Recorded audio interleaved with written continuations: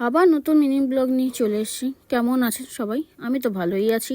আমি ভাবলাম তোমাদের শেয়ার করি আমার মেকআপ লুক সরস্বতী পুজো ভ্যালেন্টাইন্স ডের জন্য। তো খুবই সহজভাবে আমি মেকআপ করি, আর মেকআপটা খুবই কঠিন নয়।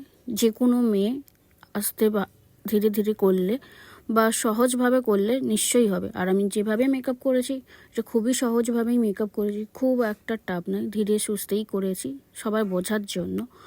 আর আমি তো সেজে নিচ্ছি আমার সরস্বতী পুজো আর ভ্যালেন্টাইন্স ডে ঘোরার জন্য।